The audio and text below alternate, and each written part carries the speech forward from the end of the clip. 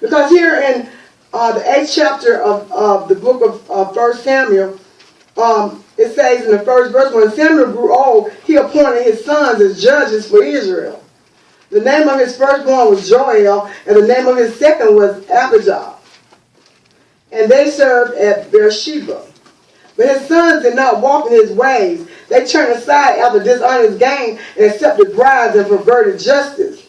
So all the elders of Israel gathered together and came to Samuel at Ramah.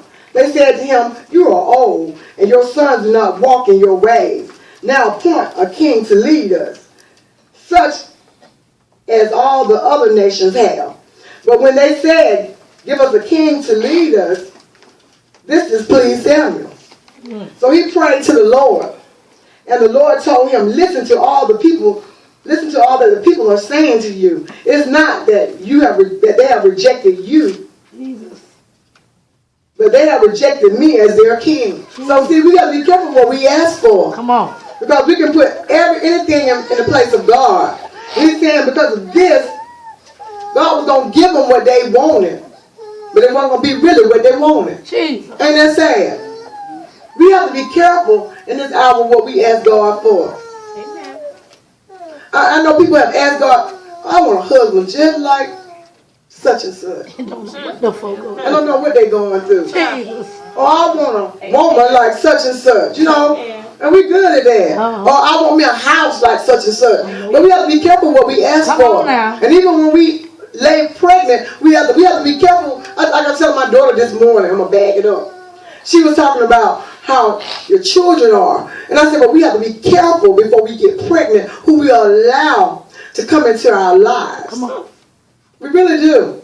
Because it makes a difference as to how our kids going to turn out.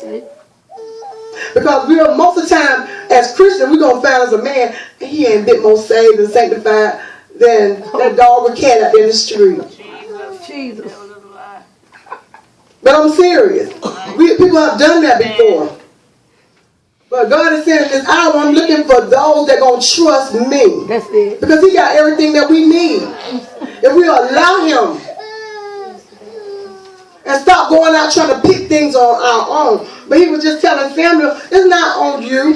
This is on them. Because this is what they're asking for. And Samuel's children ended up just like Eli's in a way. Jesus. And I don't know why that is. That we can be preaching and teaching our children to go, sometimes they'll go another way if we're not strong and discipline them. Because we have to stay on them and discipline them. But when God is saying, but when he said, give us a king to lead us, and it displeased Samuel, God says on down in the 8th verse, as they have done from this day, I brought them up out of Egypt until this day, forsaking me and serving other gods. So they are doing, he said, so they are doing to you. Now listen to them. But warn them solemnly and let them know what the king who will reign over them will do. And this is what he says. He says, Samuel told all the words of the Lord to the people who were asking him for a king. He said, this is what the king who will reign over you will do.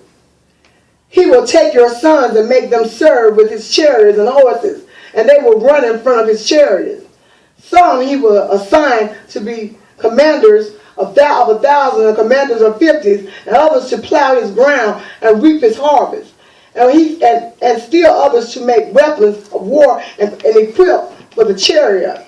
He will take your daughters to be perfumers and cooks and bakers. He will take the best of your fields and vineyards and olive groves and give them to his attendants. He will take a tenth of your grain and of your vintage and give it to his officials and attendants. Your maidservants and your manservants and the best of your cattle and your donkeys he will take for his own use. See, we have to be careful what we ask for. Because a lot of things will put us in bondage. And God is saying in this hour, I want to do something different in your lives. If you will only stop and trust me. Trust me for everything that you need. Trust me. So we got to get our eyes off our situation. And that's hard for a lot of us to do. Yes. Because we've been in it so long. That's why we can go out And one minute we got it, the next minute we laid back like we don't know what's going on. Like we don't